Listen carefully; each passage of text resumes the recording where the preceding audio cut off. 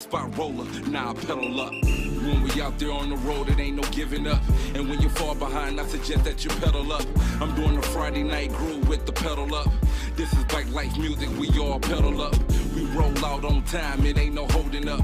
We came to ride, you gon' ride with pedal up. We ain't like them other clubs, some ride with us. It ain't no lacking, jaw jacking, we gon' get it in. Pedal up is something much more than a name. We all pedal up, we all in the same lane. Some don't get it on Fridays, we ride. Get your ass off the couch, grab a bike and let's ride. Huh? You ready to get some miles in? Bike life, pedal up, they be getting the miles in. All around the city and they reppin' that bike life. We all come together and we do it for bike life. Beach cruisers, custom bikes, and even trike life. Ride all summer, I welcome you all to bike life. Life behind bars is much more than a name now. We all live a life, we all do the same thing now. When we out there on the road, it ain't no giving up. And when you're far behind, I suggest that you pedal up. I'm doing a Friday night groove with the pedal up. This is bike life music, we all pedal up. We roll out on time, it ain't no holding up. We came to ride, you gon' ride with pedal up. We ain't like them other clubs, some ride with us. It ain't no lacking, jaw jacking, we gon' get it in.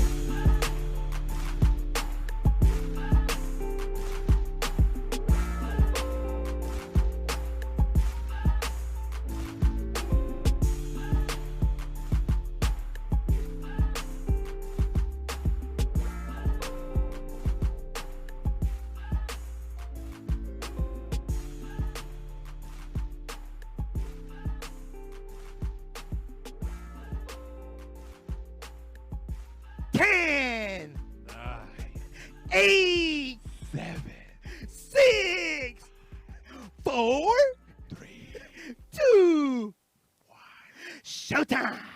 So where you guys at?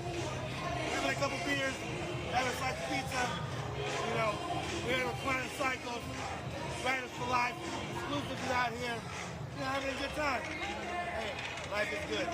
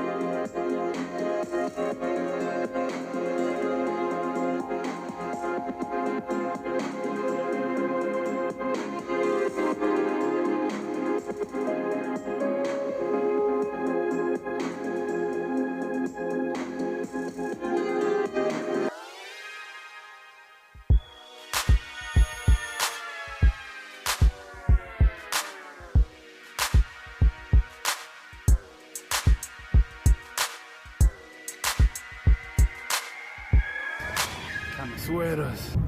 Vegas strong, son.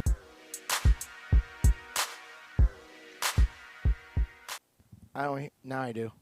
What's up, everybody? And we're live. How's everybody doing out there? It's your boy, Tony Vegas, my man. Danny's son. From the Pedals Up podcast. We're on the 67th episode. Yeah, I'm excited. I'm over here. Dying. I'm over here wired up. I'm over here. I have been on very little sleep, and then I just downed this purple haze over here. Dude. Bang! Wow. Danny's wired up. Yeah, I am. How was your week? Everything good? It's good. Like I was telling you, I'm like, I can't feel these fingers right now because I've been doing some engraving. And I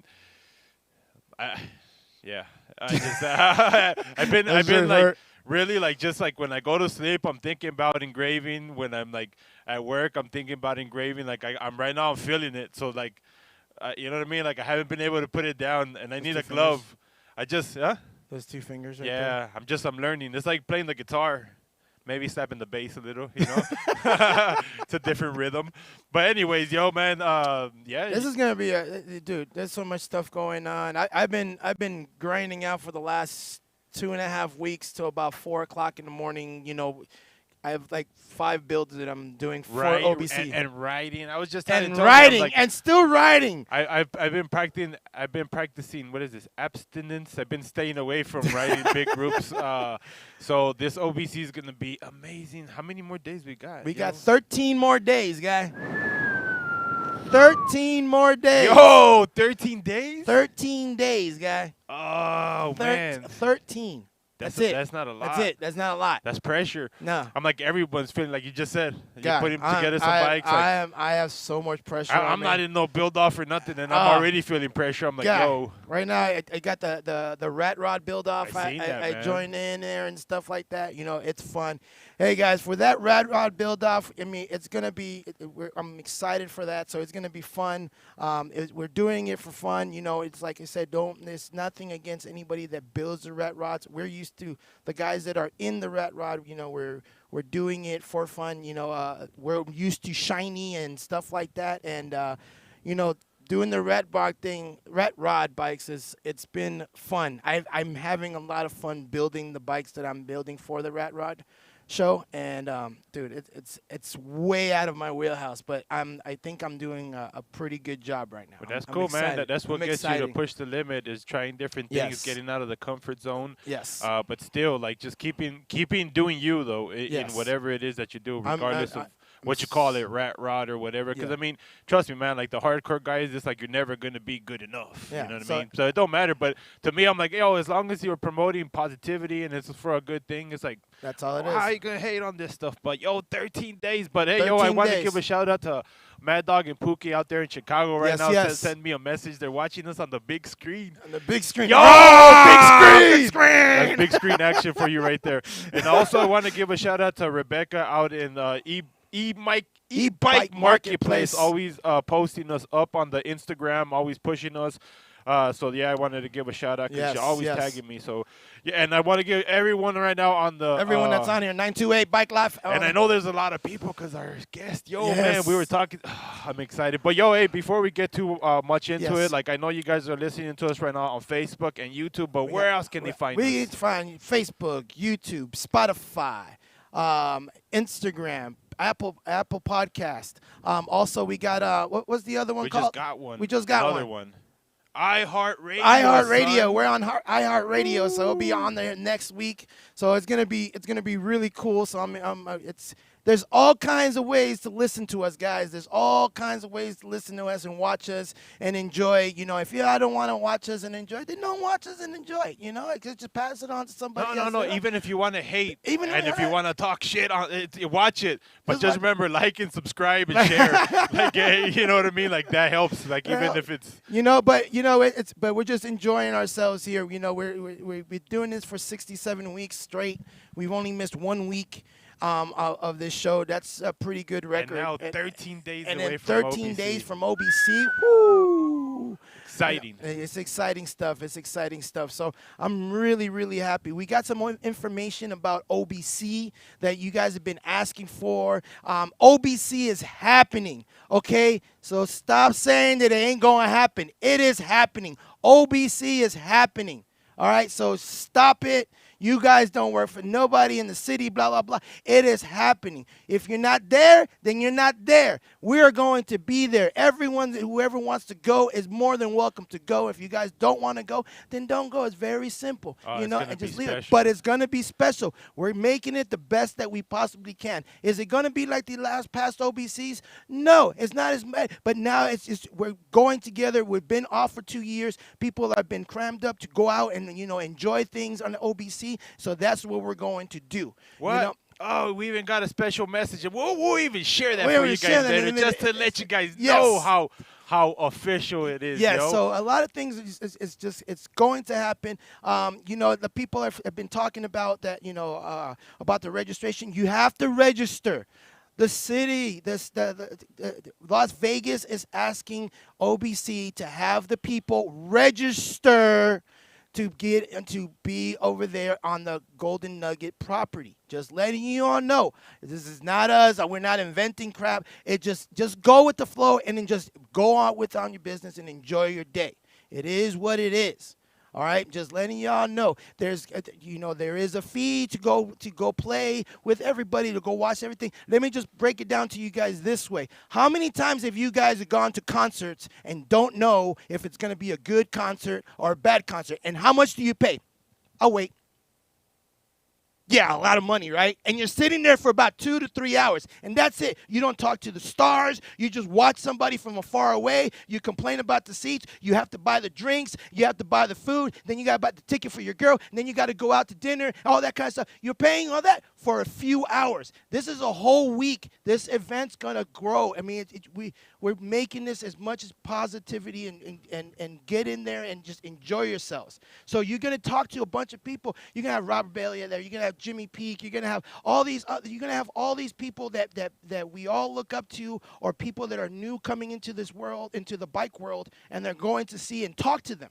So you're gonna get your money's worth and enjoy it. But if you're sitting there wondering what's OBC, well, Pilgrim, it's the biggest bike show and gathering this side of the Mississippi, yo. So. Yeah, but hey, man, we want to thank our sponsors too. Yes, we want to thank our sponsors. Yeah, so let's get into that real quick too. They support us, and we greatly appreciate all of our sponsors. We're gonna sponsor up with Brad Marlin. Thank you very much, Mr. Brad Marlin. He's always just a cool dude doing cool things, and he's all over the place, man. I'm excited to see what he's gonna have. Oh man, I haven't even seen. I'm sure. That's what I'm saying. Brad has something. Brad will have something, and then he'll probably just send me a picture and be like, "Hey, Tone, what do you think?" And I'm gonna be like, "Oh," and then it's like, "Oh, you are building something." So I don't know what Brad has in store, but I'm sure he has something. I don't know. And then so thank you very much, Brad. Who else is our next sponsor? Let's see. Oh, Mr. Robert Bell, Bell, HB Cruisers, that's yo. Right. I've been seeing a lot of them getting all ready and shiny for OBC, so Warren Wan very just got excited. One. Oh, he did? Yeah, Warren Wan just picked one up. I saw that. Very heavy hitter in the bike life community. Yeah. So HB Cruisers, man. You need one in your life. Who else do we got as a sponsor right now? Coming up.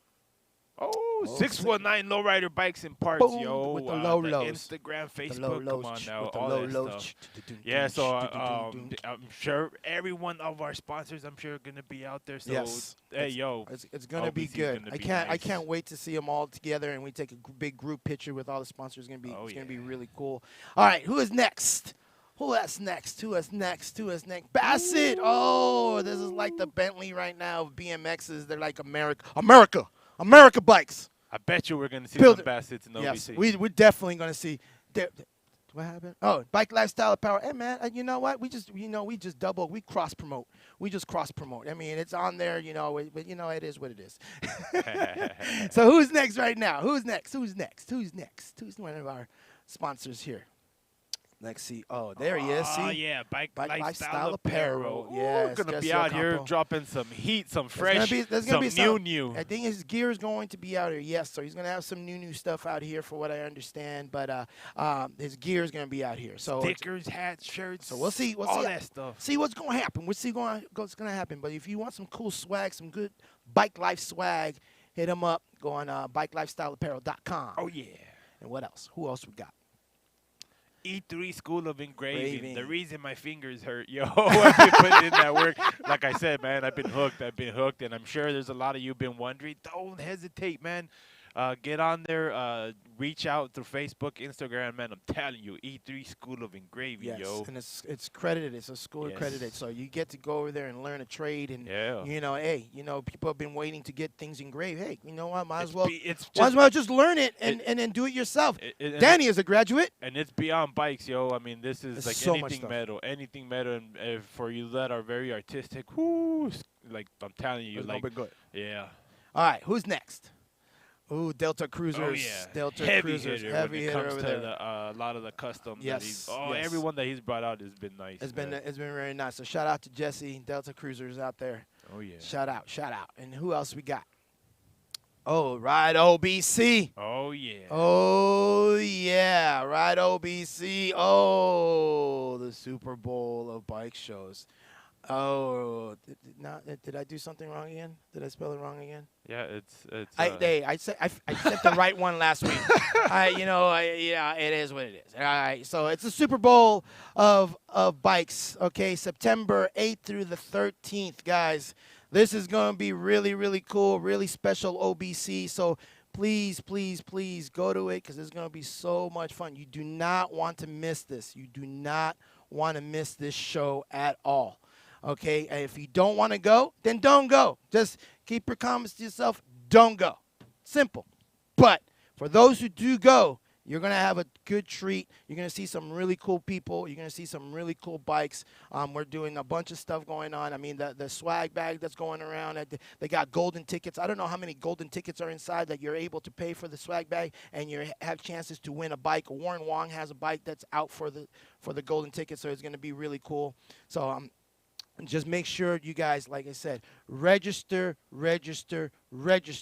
Okay, there's going to be a fee to get into the launch pad and all that kind of stuff. Yeah, I know, it is. My English is not very good looking, but it's okay. But it's gonna be special. Like I said, there is a fee to participate in the launch pad and rides and just things. So just be very aware that that's going to happen. Y'all paid for concert tickets, y'all pay for sport tickets, and y'all sit there for 2 hours, and then you're done. That's it. And this year we're mixing it up for the ones that can't, the ones that are like, oh, what's OBC? Yo, we're going to be broadcasting live. We're going to be broadcasting live. From yes, location. Yes. Like, you'll be able to see it. Like, oh, man, so What's up, once, you know, that day comes, and again, like, you can't be out there, yo, we'll be riding for you. We'll be over there dancing. We'll be over there doing our thug dizzle. We're doing our thing. But, yo, man, let's get into some rides, man. Let's get into some rides. Oh, wait.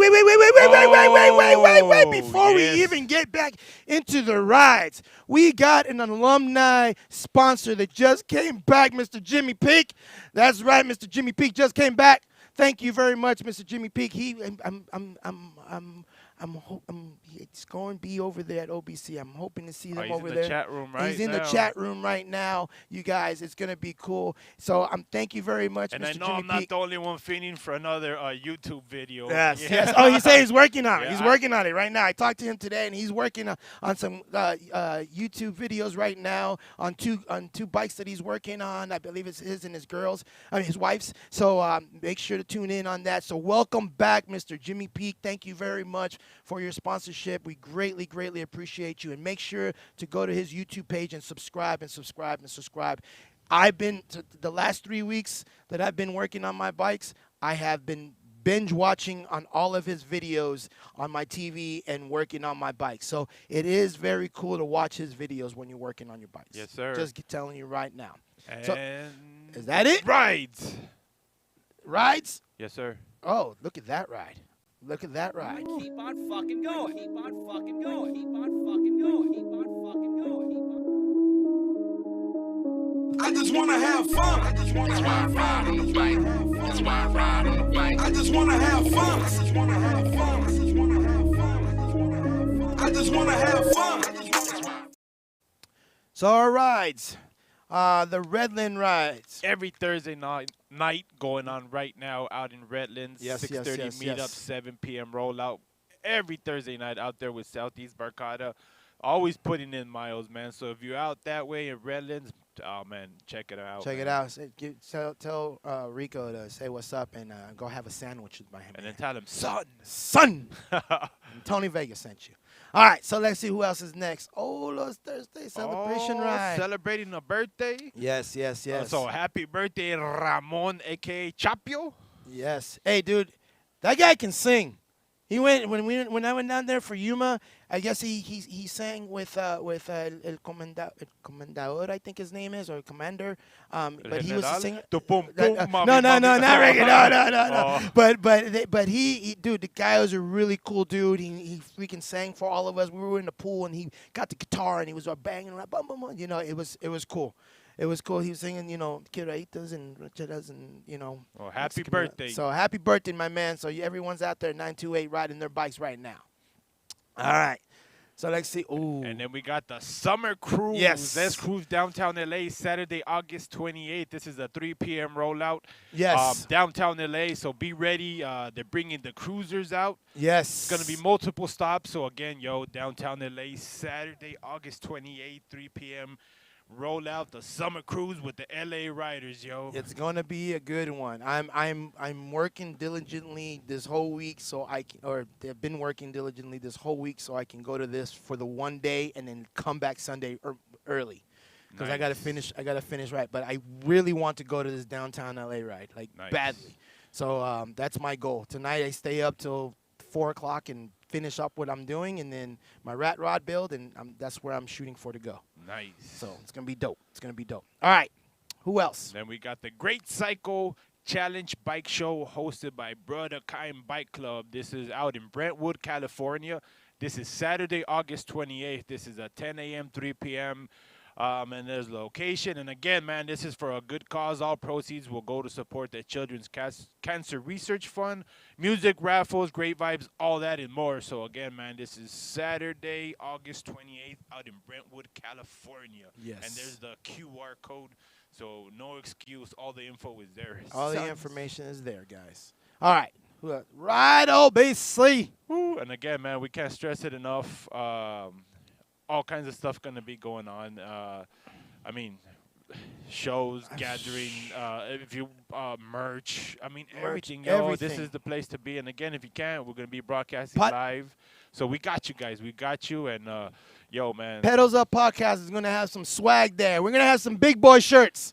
Some of y'all been asking for the big boy shirts, those 3 and 4Xs. We got you. They're coming in. For the show. So we're going to have a bunch of stuff, some swag from the Pedals Up Podcast for that show. Save this date, the Coyotes. November 5th through the 7th. This is the Voodoo out in Phoenix, Arizona. So this is nice. November 5th through the 7th. Again, save this date with Coyote. The Voodoo ride out there. So many of you guys. It's like so many. What's up, Pino? What's up, John? What's up, everybody? What's going on? Vince and Vince Smiley. What's going on? So, so save that date, guys, November 5th through the 7th. All right. Is that all the rides? Yep. Hey, so are we doing the special message that we have? Yes. So, before we get into that, we wanted to give a shout-out to Danny D. He passed away yesterday. So we just wanted to give a shout-out to him and just a quick moment of silence.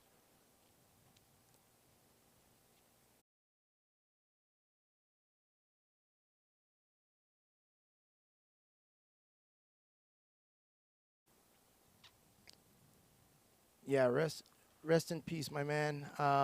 He is very talented. Very, very talented painter, legend in the game. Yes. He's been painting for a very, very long time.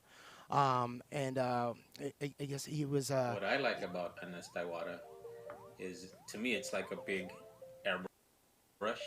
I like how it atomizes the paint material. I can control it. I can get some really nice detailed fades.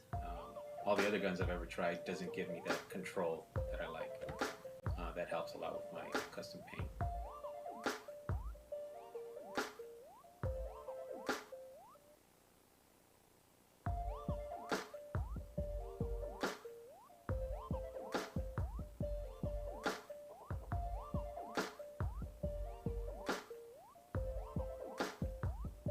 Iwata has helped me with my custom painting by making my job easier, honestly.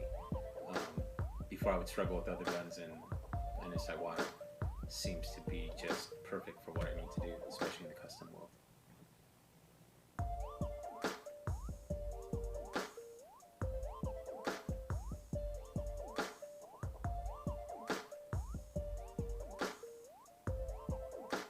My favorite gun from an Iwata is probably the LPH 400.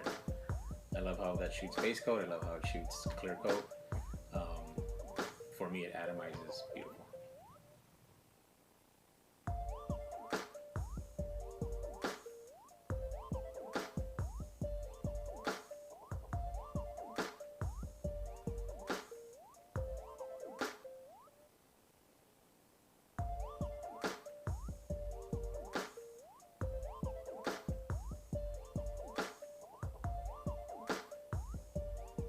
The other guns that are essential for me from an Iwata are the LPH 50, the 80, the 100, some of their airbrushes, the Eclipse, what else? The Supernova. Each one for me has a different function in custom painting, from my fades to my bases, my pearls, my candies, and my clear coats. So for me, it makes everything easier. I have specific guns for specific tricks of the trade.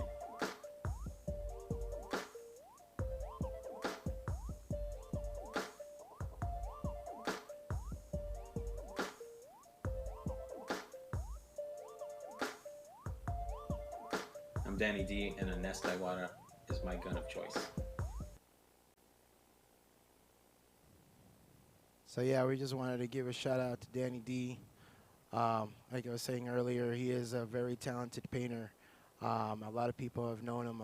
He's been in the lowrider scene, and he's been painting some bikes. He's been painting a lot of bikes. I believe he's been like in lowrider magazines with a bike called the Claim Jumper. So he's a good dude.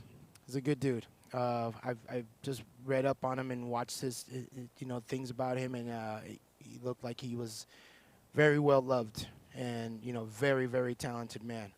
So it sucks when you lose somebody very talented, but you know what, his artwork is going to live forever from here on out. Everyone's going to be watching his artwork and seeing it. So right now, if you have any of his paintings or anything like that, or any paint job that you have done by him, you are officially have a collector's edition right now with his artwork. So it's sad, but I mean, we all have that time, and things happen. So so just wanted to say, rest in peace, Danny D. Rest in peace. All right, guys. So, whoo. So one last video before we get into Yes. our guest, because I mean, I know a lot of you are waiting. We've been waiting. Everybody's been waiting. About the OBC. Yes. So let's just get into it, and Here it goes.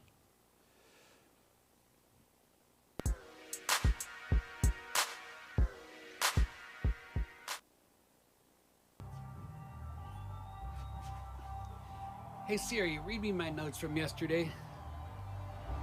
I found one item for yesterday. Your note from yesterday called OBC says, "Hey, what's up everybody? T-Flow here with Team OBC. We are moving full speed ahead with OBC 2021. So forget what you heard, because it's on, like Donkey Kong. The kids are still saying that right. Anyway, OBC is the 8th through the 13th of September at the Golden Nugget Hotel and Casino in Las Vegas. There's still time to register for your bags at rideobc.com. You can purchase your registration bag at the event for a bit more than the current price.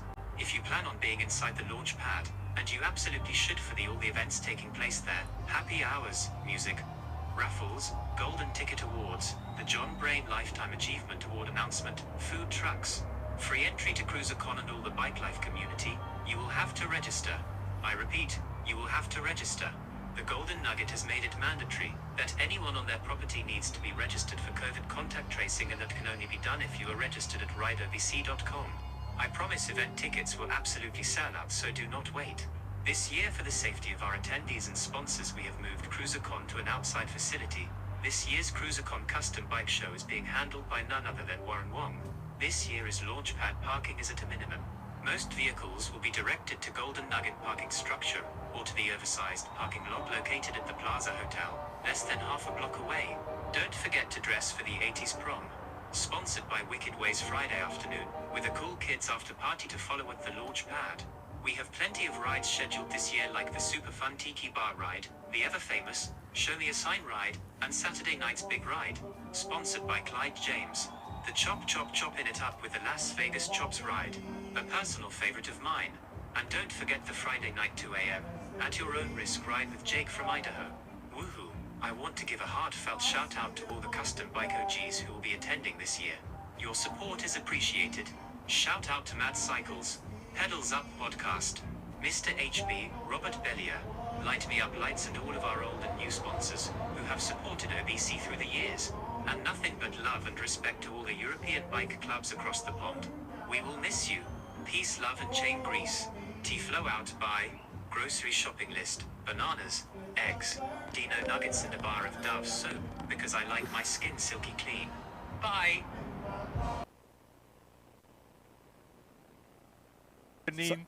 Yes, so y'all heard it. There's the information, letting you guys know. If you guys have any further information, questions that you guys would like to know, go to rideobc.com, send them an email, go to the Facebook, send them a message. That's, they will answer your questions right there. You guys were asking for what's going on with OBC. There you go. You heard it from them. We were only pushing it as much as we possibly can, and then they got their message out. So any questions you guys have, please contact them, and then they will tell you more information. But pretty much the video says everything. And now, the one, the only, let them know, yo. Let them know. Man. Let them know who we got coming up. So, just to let you guys know, we got this man. This man is a historian. This man knows about bikes. He knows a lot. I can't stress a lot about bicycles. I mean, I'm really, really intrigued by this man's knowledge about bicycles. He is from Canada, right? He's in Canada right now, correct? So, Mr. John Brain, let Mr. John Brain come in here. I'm just letting you know, Mr. John Brain, because John Brain's such a cool name. I don't know how you got that last name, but it's such a cool name, John Brain. Goes back a long ways, man. It's like it's a good artist. I can't hear him. You can't. Can you hear me? Yeah, I can hear you. You can hear? It fits you. Like, it fits. Like, it really does. Like, I was telling you, you're full of knowledge. You're very, very informative. You've been doing this a very long time. I mean, what you know, your knowledge, it goes way beyond the internet. I mean, for those of you who don't know, I mean, he's been, for a long, long time. Probably longer than some of you have even been alive, been involved in this. So, I mean, very knowledgeable. You make me feel old now. Oh, That's no. okay. Oh, wear it. There's people that never get to that age. You know what I'm saying? So I enjoy now that I'm getting old, and all this knowledge makes you an OG in this bike game. So tell us a little bit, what got you into this? Because, I mean, like I said, this was before internet, before all that. Yeah. I guess I have been into it a fairly long time, because I'm one of those people who was born in the 1960s. Can you hear me? Yeah, I can hear you. Yes. Okay, that's good. I was one of those, I was part of that group that was born in the 1960s. I was actually born in 1960 in Detroit, Michigan, and I grew up surrounded by the world of automotive. And, and part of that, with that styling, developed the high-rise bike style, and I grew up riding banana seat bikes as my regular everyday transportation. And that was the beginning. But after, in the late 60s, there was kind of a move to a great interest in custom bikes and motorcycles. And so after the movie Easy Rider came out, just about every kid on the planet, or at least in North America, wanted to have a long fork chopper bike. They were maybe too young to have the driver's license, but they still wanted to be part of the scene, and they wanted to have some of that style. So they started working on their own bikes to get that kind of same thing going on. So what really pushed me kind of over the edge into a higher level of custom biking was by that time in the early 70s, I had moved to Toronto with my family, Toronto, Canada. And up there they had a show, a custom car show called Speed Sport. And I went down to Speed Sport. We got on the subway and we headed downtown. And we got to the show to see the custom cars. And when we got there, all of a sudden, and we're cruising around and we're motoring around the custom car show. And what did we see? We came across a big corral of custom bicycles, and my mind was just blown. I said, "This is it. This is the direction I need to be going in.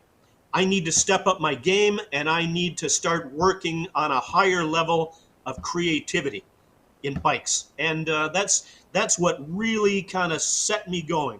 And so from that point, I started to gather things. I started to learn.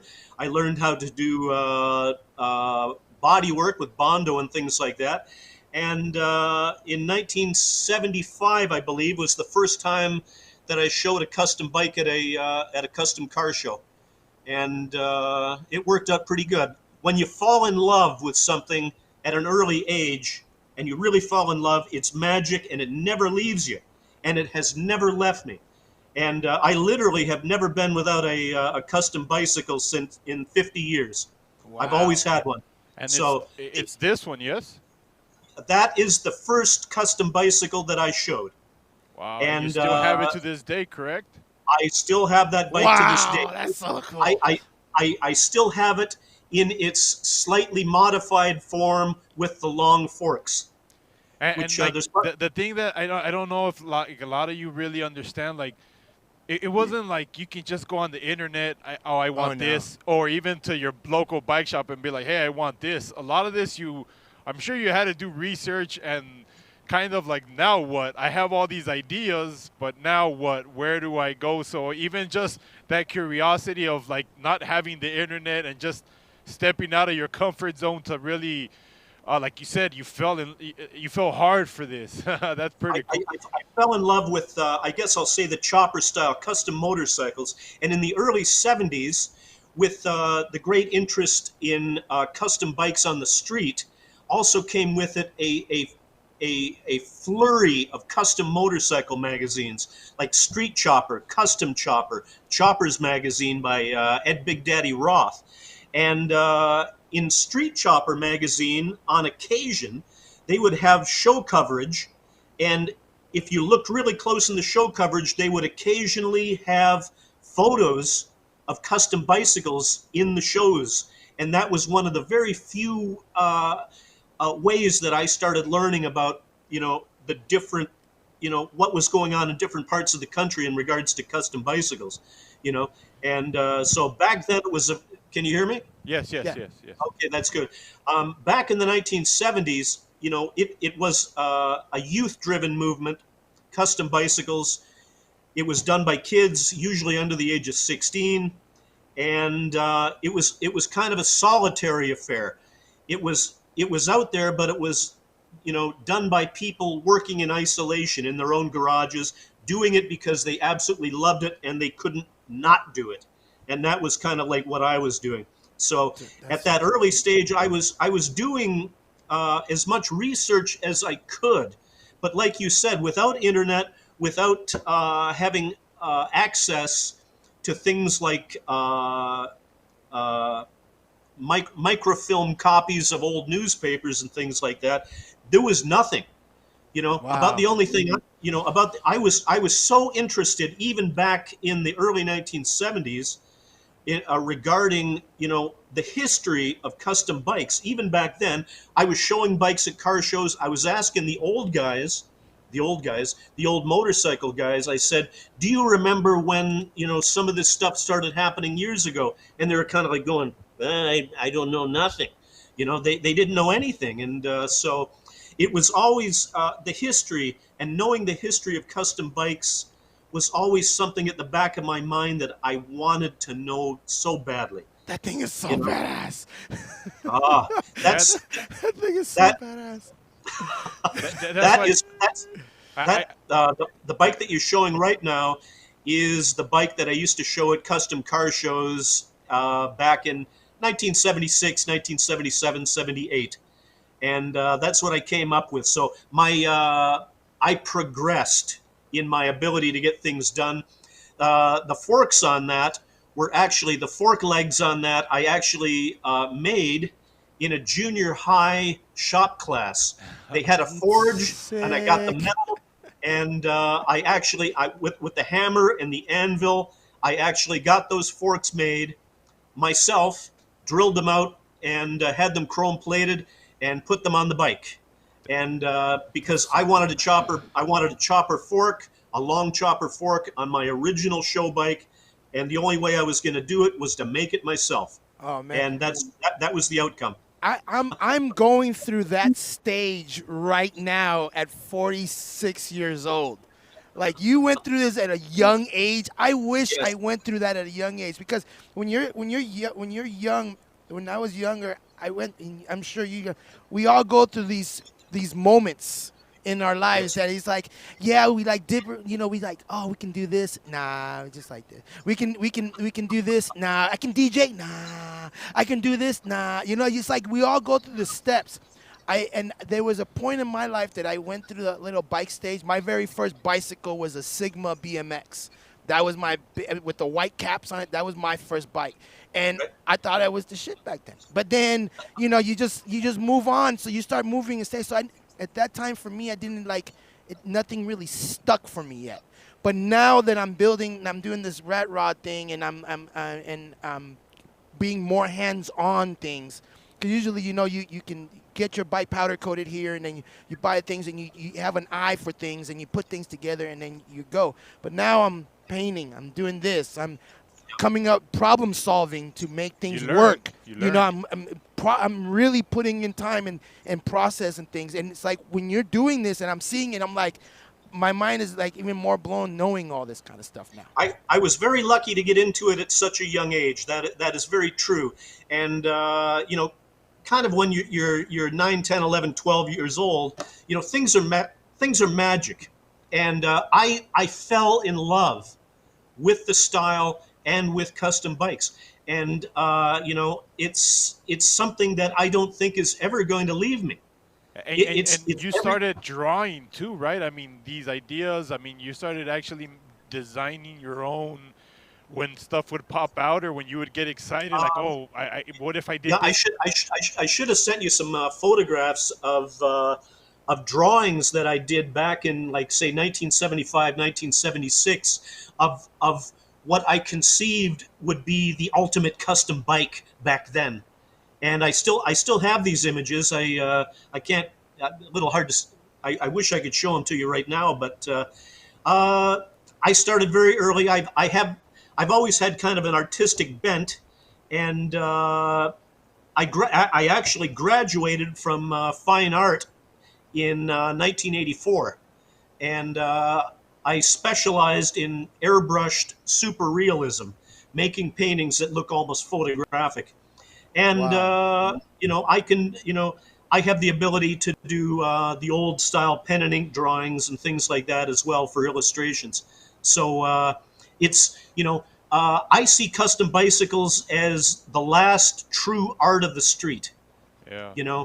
Where everything else has been regulated and legislated almost into non-existence, custom bicycles still have a complete and total ability to go anywhere and to do anything. It hasn't been legislated out of us, out off the street, which is, we're very lucky, for that. So that's why I call custom bicycles the last true art of the street. I'm starting to lose my voice a little. Sorry about that. And it goes way back. Hey, one thing I want to throw out there for you guys that are watching, make it possible, if you guys could, teaming up with him and really either making a documentary or putting a book together or putting something together where we can get all that information and because it's hard for one person to do it. So sometimes I know maybe some of you guys got the skills or the hookups or the whatever to get that out there, because there's so much information. Like, I don't think you guys understand when I tell you guys, like, this guy goes deep, like beyond just the ride and just, oh, I'm gonna make a cool show bike. Like, just understanding this as a whole is like we got a unicorn here is what I'm saying. Unicorn. Like, we got to get this. We got to document all this stuff, because I'm telling you guys, man, like this is stuff that we need to have in the museum, like Mike was talking about. I know Mike Brins talked about that before. Shout out to Mike. We need to preserve this, like you say. I mean, this goes way back. Bicycles goes way back, and to see how, I'm sure you've seen it, like how you said, from when you were coming out from the doing bike shows, and to see where it's at now again, where it's evolved into a whole different thing with the younger generation, new style bikes. But still, I'm sure if they got a hold of some of this information, like, imagine what you could unlock. That's why it's so important, like you just said, about having those access as a young in middle school, to have a class like that, which nobody has, or a lot of schools it's random, and I wish a lot of places had. That's why I give shout out to those who open their house and their shop to youngsters. Art Ramirez. Yes, JP. JP and Art Ramirez. But you know what I'm saying, That's because awesome. it makes a huge difference. Like, you don't understand, like, how you can, like, set a sail or whatever, or the wind that they needed for their sail, for their boat, to set them in the right direction where they need it. You know what I'm saying? Because there's not a lot of stuff that you can relate to, or that a lot of people can relate to. And bikes is like one thing that we all kind of, it's our little getaway. And like I said, all the information that you have, man, is so important that we document this. I don't know. I just had to say that. I'm just trying to put that out there. Good. And, you know, trying to come up with a history of custom biking in some kind of book form or something has been sort of an ongoing project of mine. And so, like we were talking about before, back in the early 70s, I was so interested in what I was doing, I wanted to know what the history of it was. And there really was nothing available to understand what the history of custom biking was. And so when the internet came around, when I first got onto the internet back in, God, it's going almost 20 years ago now, one of the big things that I noticed was that there was a lot of speculation about what came first, what was popular, like when did it begin, nobody knew. And you know, this kind of harkened back to the question that I had originally always wanted to know myself. Where did it all begin? What were the styles? What was the evolution of this whole thing? And it continued to kind of be a craw, you know, that I had to know. And around that point in time, I was asked to be part of a webzine called Bike Rod and Custom, and which was run by the late Jim Wilson. And unfortunately, that was a great venue for us to have, you know, kind of put forward a lot of information and to showcase people's bikes and what people were doing. But it came to the point where I said to Jim, I said, once and for all, I am going to research and get the knowledge about where it all began, how it evolved, and so we know finally. And over a period of about probably about 3 or 4 years, I went into intensive research. I started buying up vintage bicycle trade journals, which were, you know, even now scarce as hen's teeth. And I got near complete collections of those original 1960s that's cool. bike things. And I was able to get onto, I guess, an archive where I could do newspaper research, you know, microfilm and things like that. And that's another way that I was able to find some of the original things that happened. And what's curious is some of the most early instances of custom bicycles, I didn't find by doing searches on bicycles. I did it by doing searches on police concerns, police concerned about bicycles, police concerned about high handlebars on high-rise on bicycles. You know, kids kids riding dangerous bicycles is something that we need to put a law in place for, gosh, they had and that. things like that. And so you get into one thing and it leads to another, and eventually I was able to get a good understanding of how it began, where it began, and even the banana seat bicycles, the commercially made banana seat bicycles. At one point, everybody, it was universally believed that the Schwinn Stingray was the first banana seat bicycle to be commercially sold in America. And through my research, I discovered that no, that another bike and another company actually put one out before the Schwinn Stingray by quite a number of months. And that bike was called the Huffy Penguin. And that came out in early 1963. And the Huffy Penguin, a commercially sold banana seat bike many months before the Schwinn Stingray. And the Schwinn Stingray actually almost looked exactly like it. They shared the same handlebars, the same cantilever frame, the same seat, the same sissy bar. That's it right the there? Same. That very similar. Yes, that's a replica of a Huffy Penguin. I don't think And I've that's ever what the seen first one. banana seat bike looked like. And then in early 1963, they came in stores. And a few months later, Schwinn put out its Stingray. And you can see that there are many similarities. Neither of the first banana seat bikes had fenders either. So all very Yeah, there it interesting. is. That's it. There we it go. is. Look, that's what I was looking. That's what I was like, damn, $52 Yo, for a that's bike. the alley too. Nordhoff's to pull it up. Oh. That's an enormous amount of money back then. Wow. But the craze was on. Wow. And so the Huffy game. It was the Huffy game back in the day. Was the it was beginning. actually a guy out of Glenwood, California, I believe. His name was Peter Mole, and Peter Mole was a part of a bicycle company called the John T. Bill Company. And they sold bikes, and they sold bikes and parts, and they distributed all the bikes and parts to different dealers and things throughout California, especially.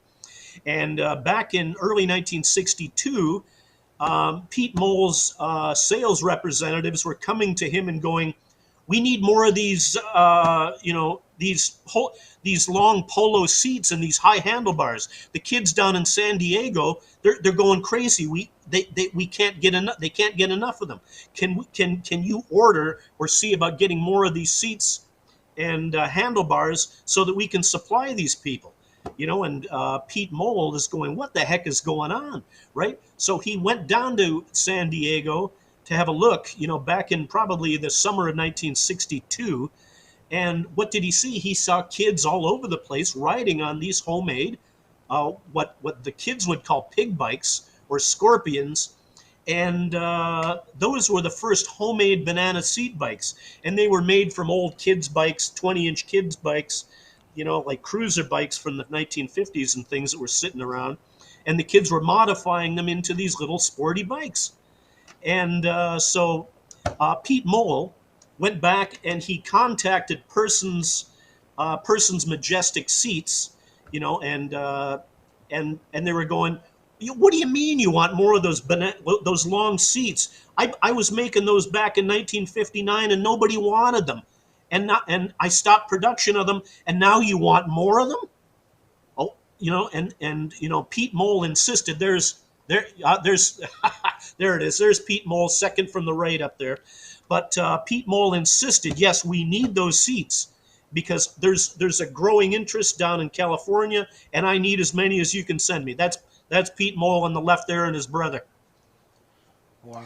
But so that was the beginning of the commercial push to that style of the banana seat bikes. And the guy on the left in the picture there, that's Pete Mole, and that's the guy who approached Huffy and said, I want to sell a commercially made banana seat bike, and I will take all the responsibility, and I want you to make them, and I will sell them and distribute them. And Huffy was going, these bikes are maybe dangerous. We got to consult our lawyers because we're not quite sure, right? Pete Mole, he wanted to have the Huffy Penguins available by uh, Christmas 1962, but Huffy wouldn't go for it. They were still going, oh, we're not. We think there might be a liability issue, right? So finally, Pete Mole finally agreed, to sign away, or to take on all legal responsibility for any kind of mishaps or any kind of problems.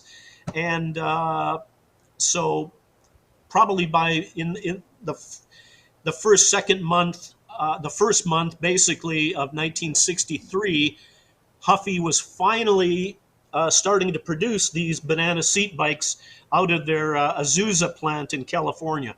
And so that was the beginning of the banana seat bike craze. That's And so crazy. I discovered all this, and actually, I was able to interview Pete Mole, Wow.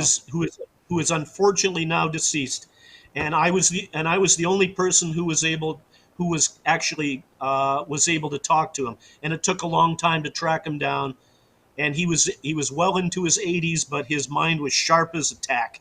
Wow. And he knew everything, and I kind of blew his mind because he said, where did you get all this information? He said, this is exactly what went down, and I know we were the first, and it's been lost. And I said, it will never be lost. I said, it's part of history now. The Huffy Penguin, your creation, is going to be known as the first commercially produced muscle bike. And he goes, thank you. So he so cool. it kind of, because he kind of felt vindicated, because when I started doing the research, everybody thought the Schwinn Stingray was the first, and I proved that no, it was Pete Mole's Huffy Penguin. Wow. And he was very, very happy about that. And I was very pleased to be able to do that for him. I just discovered, because when I was going through trying to learn how to paint and everything, I saw a guy in Chicago that he was explaining how the Schwinn, you can tell how a Schwinn is and welds and all that kind of stuff. So I had no idea.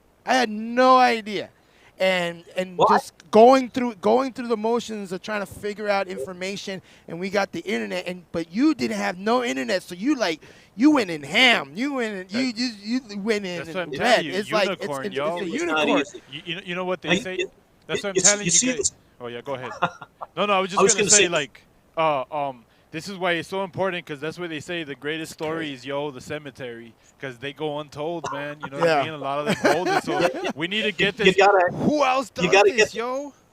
You got to get these people before they leave us, we got to get you to document all this stuff now that we have you here, because I'm telling you, like, I don't want to be like, oh man, we shoulda, coulda. That's why I'm telling you guys out there, anyone who could make this happen, get the wheels turning, let's do this, yo. Because I mean, so much information. You've really found some good information. Yeah. I'm trying to. That's all stuff that I posted. Dude, it's somewhere eventually. Yeah. It is really cool to understand that, and then right now, as we live right now, like we have legends in the games right now that they're building bikes right now, and we're in that time.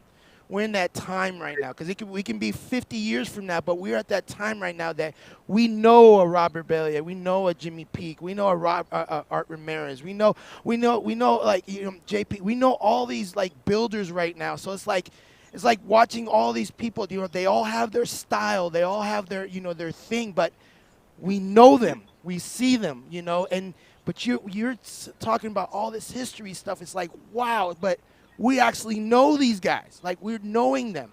And if you guys ever get any of these gentlemen's bikes, frames from them, or any handlebars or anything like that, it's like you just got a piece of history from somebody that's really, really talented and can make some badass stuff, And then there's up and coming builders too. I'm just as thrilled to be able to meet all the people who give me inspiration as well. And now there's T-Flow, and I want to give a big shout out to T-Flow and to Amy and to Chad for continuing on and promoting the OBC at this difficult time, and keeping it in force, and keeping the move going forward, and that is just wonderful. And I want to thank them and the rest of the OBC team for being part of what I consider probably the world's most vital custom bicycle event. There is nothing like it, anywhere else in the world.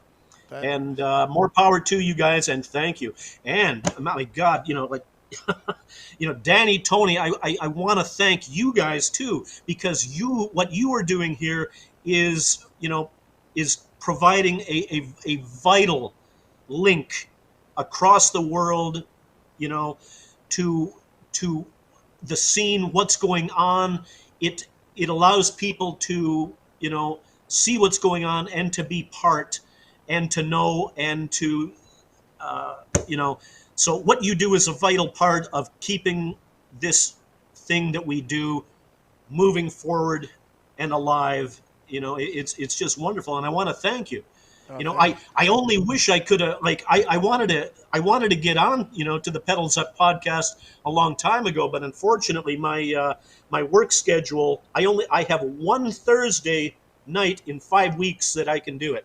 Oh, otherwise I'm at work. And we got you. And just giving us that compliment, man, it really gave me the chills. Man. Getting that from you. And we 67 weeks straight we've been doing this, and we've been getting a lot of positive feedback, and a lot of people say thank you for just how you said that.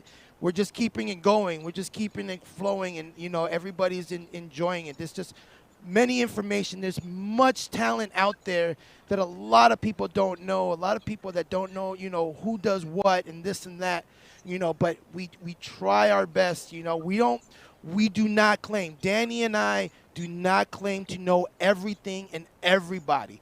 We are students of the game. We are students of the game, and we're growing with this, and knowing this type of stuff is insane, man. I'm like, we don't need to. We know him. We know him now. we know him. So we're good. He has all the info that we need, yo. What happens is you can be part of something for so long, it's just second nature. It's just part of your living. Yeah. And sometimes you don't quite get to know or understand it the way other people see it. And I just want to let everybody in the audience to know that Tony and Danny are doing something very, very important. And I watch when I can. Sometimes I watch at work, the older shows and things like that. The Pedals Up podcast is one of the main things that keeps me up to date on what's going on around the world. And I really appreciate that. And I really appreciate your, having me on here, and so I can support you in doing that. Thank you very kindly. Oh man, thank you. That's a very, very, very generous and excited. Yeah. I got chills. I ain't gonna lie. I really got chills that that compliment came through. And it's inspiring. That it's giving us to keep on going. I mean, we've had other Mike Brayton and BK42. They got inspired by it and they started their thing in Europe. And it's like it is what it is, man. We're just talking about it. We're just having a conversation, highlighting some people that are in the industry, and and telling everybody things, And whatever you guys talk about, whatever the past guests that we've had on here, that's your time to shine, and let everybody know. What you have done, what do you contribute in the bike life world, and I'm really happy that we got that compliment from you and like a confirmation. Thank you very much. And not only believe me, it's my heartfelt pleasure, and I mean, one of the other reasons that I couldn't get on sooner is because up until January of this year, I was still on an 8-year-old computer that was slow as molasses, and I couldn't do anything with it. And so I've, now I'm set up with a brand new computer, and so which gives me, the opportunity to, to be able to be on these things when I'm asked to, and I think it's just fantastic. Dude, it's So what he's cool. saying is, in another 5 weeks, we'll see him on. We'll see him on. We'll see him on. We'll see him on. I mean, hey, if you do, We'll if see. you do a YouTube page and just talk about history, I'm Yeah, so like that- people are gonna actually like tune in and watch that kind of stuff because it's like it's knowledge. Knowledge is key in order for you to grow. Knowledge is key in order for you to grow. If you unlock the door, you'll go right through it, and you see so much more. That's just how it works, and it's really really cool to see that, and and it's cool that you're also a member of the Chopaderos, which is one of like the well-known clubs around the world, a big club around the world, and it's really cool. Yeah, see, and in Canada, and it's like you breathe this. You're part of this. This is you. This is your life, and we're in it. We're all in this, and we're just watching everything grow. And all this information that we get is like, wow. Because I guarantee you that the people that are watching right now, that are tuned in right now, I guarantee you guys are going to be on the internet looking for some things that this man has talked about on this show, and you can be like, wow. Like it's just going to go on. Knowledge is key, guys. Knowledge is key. Make sure that you guys tune in on this. What's this, Jim That's right. Wilson? And probably, I've tried to keep up on bike building, and I've tried to keep up on all the projects and everything. But I think one of the things I'm most proud of is being able to pull together a factual history of the custom bicycle movement, especially the early years that were virtually unknown and forgotten. Every great movement needs a history. And Yes, 100%. I like to think that I played a big part in understanding and knowing what that history was. So, as it was as much an interest for my own knowledge, but it was equally good, as a promotion for the benefit of the custom bike movement in general. So I feel very good about that. Dude, it's so cool. Look at that right there. That compliment right That there compliment. by Robert Bell. Yeah, John's Gold bike may be the best bike ever. Yeah. I don't think some of you guys understand That gold bike? the Yeah. design behind it. Like, I mean, you were saying Copper-plated bike. this bike won't fall, right? I mean, you were talking about the design, just everything about this bike is just like wow. I wish I could show you the what I call the display stand. It looks like a kickstand, and I fabricated it so that you can ratchet and it's spring loaded, so you can ratchet and have the kickstand part at any position you want it to be, and it's so there it is. So you literally, the bike is so stable, and a lot of that has to do with the rake and trail and the steering geometry being correct. That thing is so sick. You would almost have to kick this bike really hard in order to knock it over. Now you have probably seen people at shows, and rides who will literally, when the handlebars flop over, they jump in order to save the bike. Not with this bike. With this bike, and I do this to people every once in a while. I will kind of put the handlebars into a position where they're gonna flop to one side, and people kind of they'll go, like no, wait, no. That's how my bike is. You fart hard enough, and that'll knock it over. Yeah, yo. That's hilarious. That's but no, incredible. That's very true. The God, the bike is very stable, and actually, because I worked everything out on paper with this bike beforehand, because you want a bike that you can comfortably ride, that it's not a you got to have the pedal position to match your body, the handle grip position, everything, and so the rake and trail on this bike is such that if I get the bike up to a certain speed, I can actually take my hands off the handlebars for a short period, and it won't flop over. Wow. You know, which is very rare on a chopper bicycle. I tried to ride with no hands last night, and I was like this. I was like, all right, I'm gonna do it. I'm gonna do it. And I was like one hand, and then I'm just like riding, and I'm like, oh, You get the wobbles. I mean, get the wobbles. Oh, I want to follow my chopper. Like, oh shit, I'm gonna fall. I do. I want to say thank you to Robert Bellier for that wonderful comment. Robert is one of the great award-winning bike fabricators and builders, and he is one of the what I think of as a milestone builder who really pioneered the stretch cruiser style, and he is very important to our history.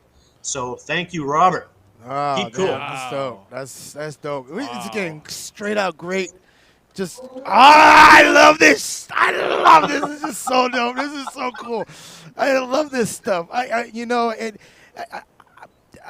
When how many OBCs have you gone to and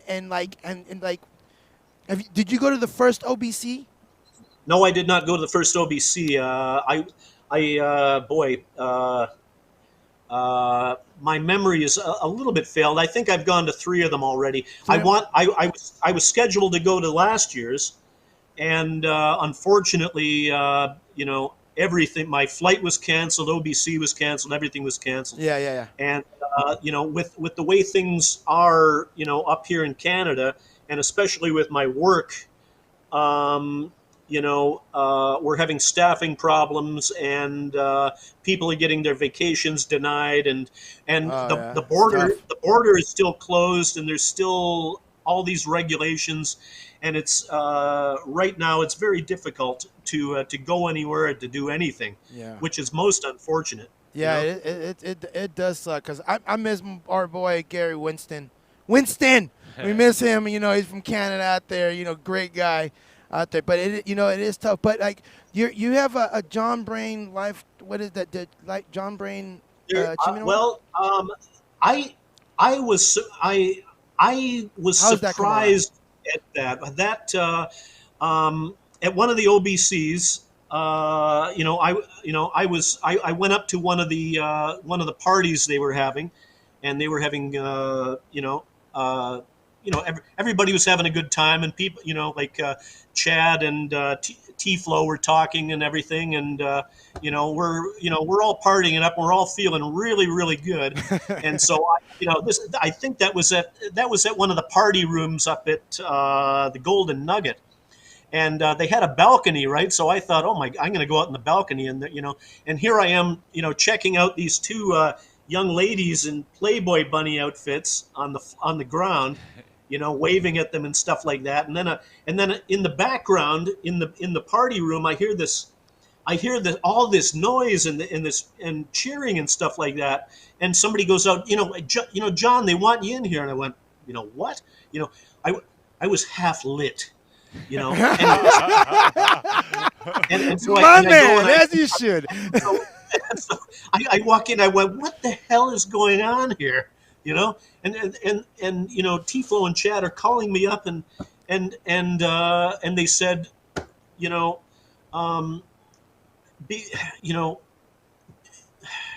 they explained that you're the guy with the history. You're the guy who was promoting this 40 years ago. You've been part of it all this time. We have decided to come up with an annual award in your name, and It's called the John Brain Lifetime Achievement Award. That's and so cool. You are the first recipient of the John Brain Award. Wow. And that is how it began. And it's I guess it's an achievement award for people who have a history and who have played a major role in the promotion of custom biking over the years, and are continue to be active, and that's my understanding of how it all came to be. So I'm humbled and honored to be, to have my name on that, and and I wish I could be there every year to be there when it's presented, because everybody who's been part of that, has been very well deserving, and That is so. That's power so to them. cool. And I hear that Jimmy Peak is the one that builds that trophy. That he has something to do with the trophy also. So it's like it's really cool. Jimmy Peak yes, he's the guy who orchestrates all the different elements, and so that the award comes together, and each award is custom made and geared to the recipient, so that it's very reflective of what they're doing in their history. That's so cool.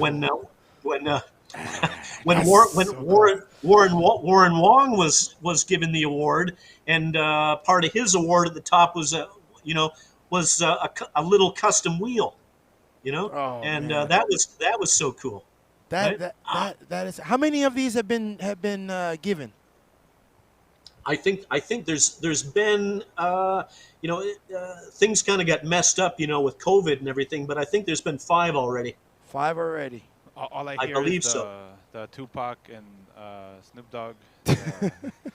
Two of America's Most Wanted. I just in my head, like, I'm here, like, oh, I see those pictures and them together. I'm like, man, that's a lot of info. Seeing both of them together. I got to tell you, when I was called up to the stage, I had absolutely no idea what was coming, and I just about I was speechless. I couldn't even I was half lit, but I was speechless. But I did talk, and I was very grateful, to be recognized in such a way, So it's by the people that I respect and the people I look to for inspiration, and that's one of the reasons I go to OBC, and I will go, as often as I possibly can, because and I want to put this out to people that if for no other reason, go to OBC to be inspired. Yes. To see the camaraderie, to see what is, to see what people are capable of, and it's inspiring, and it will give you forward motion to do your own thing. Wow. So y'all heard it here, man. Y'all got some knowledge, science, some science facts, about some facts, some math, all that stuff. All you guys this just stuff. got schooled. We all just got schooled. Oh, the we professor. all just got, and this is things that people want to hear, people want to see.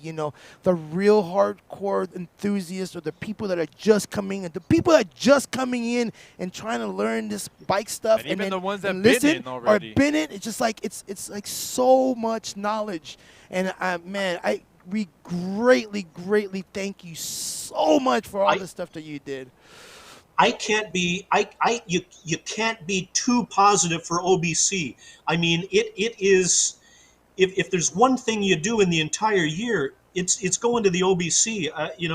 Not only are you inspired, but you meet people who are like-minded, people who are cool. I mean, you go to the parties, you go to the rides, you see the city, the city itself. It's party city. It's great. I mean, there is nothing like the OBC. There is absolutely nothing. Yeah. And go because it's living the life.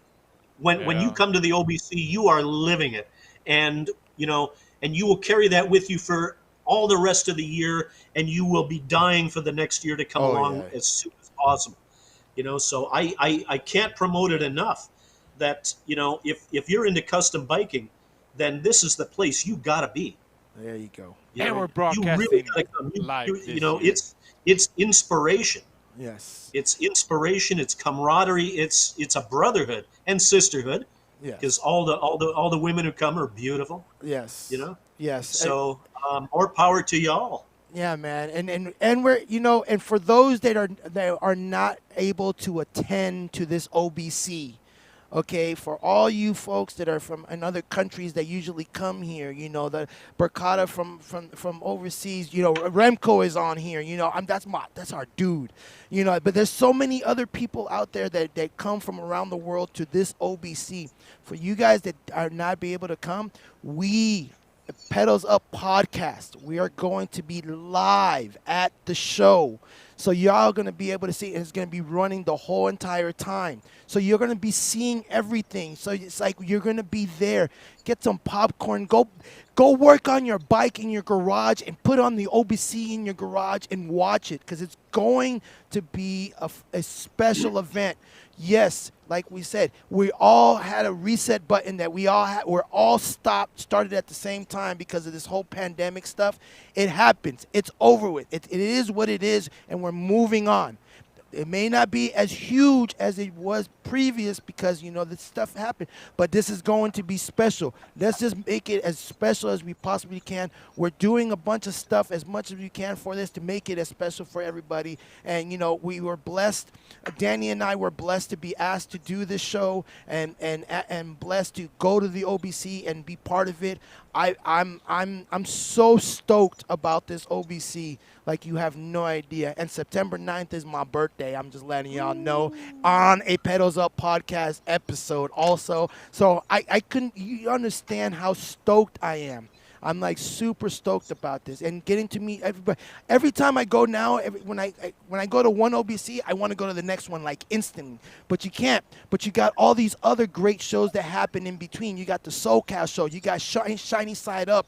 You got all the other smaller shows that happen. The other clubs that are having their shows that are doing. Go support them because you go to these shows, you get inspired, and then you bring all the inspiration that you have, that you learned in all that time, and then you bring it to OBC and you go and shine. That's just how it is. But you do not want to miss any of the OBCs. And if you don't go, then you don't go. But for those who can't go, we will be live. We will be live. But thank you, Mr. John Brain. Thank you very, very much for coming on this show. For staying up. And staying up and watching it. And we've had a bunch of people that are on here that have been tuned in and stay tuned in and listen. We're gonna share this. You guys that are watching this show right now, make sure to share this show. Share the past shows, but share this particular one because there's history in it that people want to listen to. And I can't even tell you how stoked I am just to have this going on right now. Oh, I know, man. Danny, Tony, this has been a blast for me as well. Yeah. I only wish I could have, made it happen earlier, but here we are right now, and it's happening right now. It's happening. Things are coming along. The future's looking great, and I want everybody to either do it local or do it OBC. Yes. OBC is if you can only do one thing a year, the OBC is the thing to do because it has everything. It has everything. It has everything you want, and it's an event. It's 3 days, 4 days of actually living it. Yeah. 119 hours. They always have 119 hours of partying and having fun and being a rock star in the whole ambiance with everything.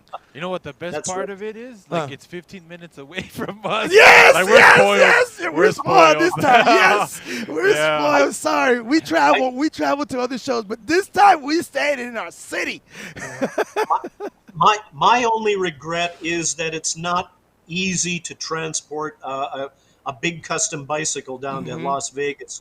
And for me, that's a big issue. And I have to, when I come down, I have to beg someone to let them, let me use a bike. It's got to be a lot of pressure, though. It's got to be a lot of pressure. I don't know which one I'm going to let him borrow. Yeah, it's like, wow, man. It's like, man, if he gets on this bike, he's going to say something. I don't know. I got to make sure everything is properly balanced out and blah, blah, blah. I'm sure you appreciate all kinds of bikes, man. Like a bike guy is a bike guy no matter what your bike is. No matter what. But thank you very much, Mr. John Brain. Thank you very mumuch for being on the show. It's been my pleasure. And, keep on doing what you're doing.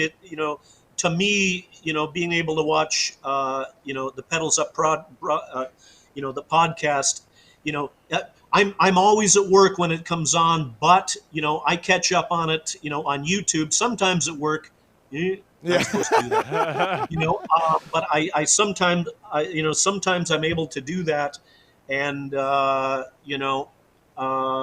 it's one of my lifelines to the bike life world, and so I really appreciate what you do. And like I said, it probably seems like just part of life right now, but what you're doing is so very important, for the promotion Damn. and the That's it. and the That felt evolution good. of what we do.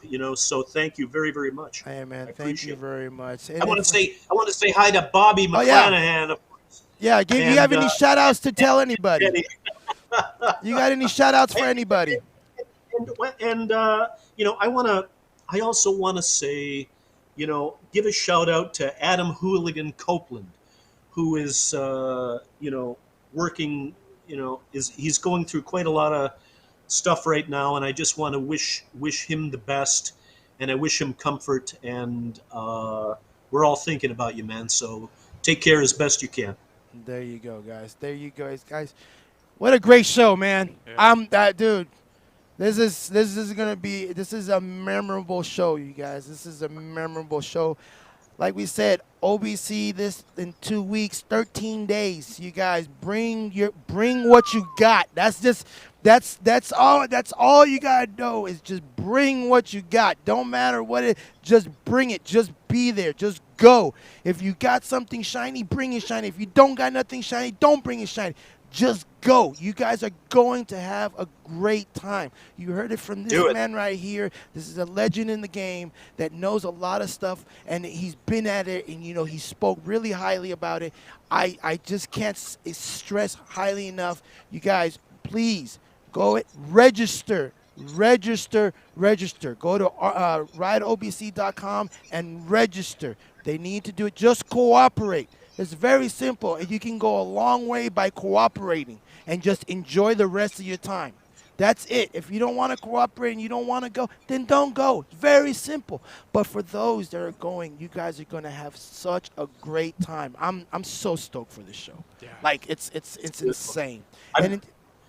I'm hoping my good buddy Dave Munar, Crate Mayhem, is going to make it out there too. So another one of the people who really makes the scene come alive. Yeah. Thank you, man. I want to meet so many people now that we're going, because now that I'm watching the old school videos of OBC, I didn't know anybody, but now that I'm knowing people, I'm like, wow, I know that person, this person. And if they're there, that's cool. We'll put them on. Yes. You know what I'm saying? If that you're way there, you guys can put a face to a name. Yes. Yeah. You're there at the OBC. Jimmy Peak. Come to the booth. Come to the booth.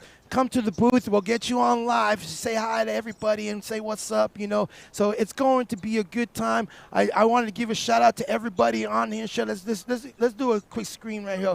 Amy, hi Amy. Hi out there, Miss Amy Tulin. She's working diligently with the crew right now, putting things together for OBC. So shout out to her. Francisco Hernandez, what's up? Angela, El Chino, Elm, Mike Burton, Jimmy Peak, Vince, everybody that's on here, thank you guys very much for tuning in. I want to give I'm going to give a special shout out to my girlfriend Nancy, because she has been putting up with me, staying up late, working on my bikes, and she's just letting me do my thing. And I know I get on her nerves, but I love you. Thank you very much for supporting me on that. Whatever happens, babes, we're doing it together. So thank you guys, man, very much, you guys. Say hi to Mike Britt too. Yeah, there you go. Hi, Mike Britton. Shout out to my brother Raf Icky over here. Icky. And then also, if you guys, I'm gonna post it on our Facebook. Team Jen is Jen Ben. I just had it right here. She just rode last night for the first time with everybody in Vegas. She is like a 2-time cancer survivor, and she's riding her bike for charity and for the cancer research. So I just want to give her a shout out, Jen, for riding. She's already raised like $36,000, and she's gonna keep on riding. And next week she's gonna do a ride out here in Vegas. So we're gonna make that special. So shout outs to her. Everybody that's been tuning in, thank you guys very much. And I don't know what else to say. Stay tuned. Thank you, Artistic Cruisers. Juan Rodriguez. Yes. Thank you, Hammer Cycle. Thanks to all my, hello to all my Chopadero friends. There you go. worldwide. Keep Worldwide. cool. So, like, stay tuned, you guys. Say There's hi to videos. Ralph. There's, I'm going to say hi to Ralph Van Houston in Amsterdam. All Hope right. he's watching. So there's going to be videos at the end. You guys watch the videos. There's going to be the OBC video again so you guys can see. But like we always say over here, thank you, Danny, for being a partner in this show, man. I greatly appreciate it. I can't pick anybody else better than you to be part of this. All our team, Adam, PJ, Paul, everybody, Nancy, everybody, my brother Greg, everybody has been part of the Pedals Up podcast crew. Thank you guys very much. We're doing it. Thank you, We're doing Paulie. it big. And so, and T-Flow for putting T-Flow, together that video, sending it over. that T-Flow, that's a funny video. Yeah. So, like we always say over here at the Pedals Up podcast, if you ain't got a bike, get a bike. Stop being lazy in your goddamn life. And we out. Hold on, John. Don't leave nowhere. Okay.